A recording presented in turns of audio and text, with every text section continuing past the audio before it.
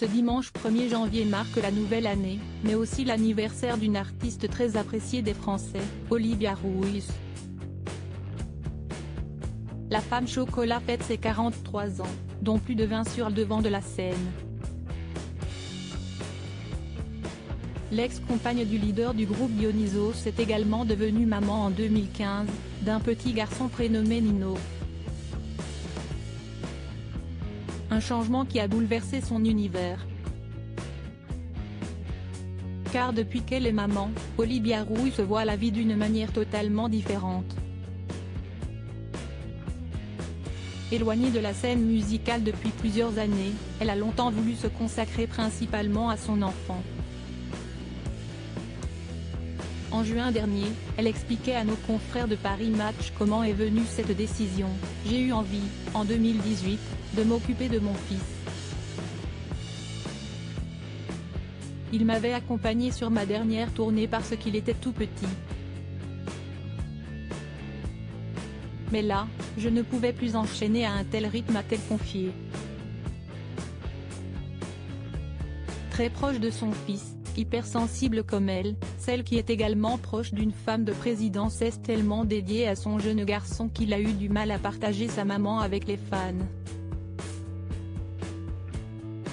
Auprès de nos journalistes, en avril 2020, période de confinement, elle racontait que son fils était si content d'avoir sa mère pour lui qu'il ne l'avait pas laissé enregistrer un seul titre pour ses réseaux sociaux. Il veut que je ne chante que pour lui, avait-elle ajouté. Olivia Ruiz, ce qu'elle souhaite transmettre à Nino, très concerné par les questions de société, l'interprète de Je traîne des pieds veut intéresser son fils à ces questions malgré son jeune âge, 6 ans et demi, il sait déjà qui est Franco, il écoute des berceuses en espagnol et je lui lis des livres pour enfants sur les migrants, nous avait-elle confié en avril 2020. 2 ans plus tard, auprès du magazine Parents, cette envie est toujours présente pour la chanteuse, mais elle a reconnu que s'il y a un boulot quotidien pour qu'il ne répète pas ce qu'il entend dans la cour de récréation où les clichés ont la vie dure. Je veux qu'il comprenne que certains enfants n'ont pas sa chance, sans lui briser le cœur en lui racontant des réalités qu'il est trop jeune pour entendre, a-t-elle expliqué. En attendant, Olivia Ruiz est aussi fière que son fils se soit trouvé une passion. Le football. Une discipline éloignée de celle de ses parents mais qui ne dérange aucunement sa mère, ses parents baignent dans cet univers-là, la musique, note de la rédaction. C'est bien pour lui qu'il ait autre chose pour se construire, a-t-elle indiqué aux journalistes de Paris Match en mai dernier.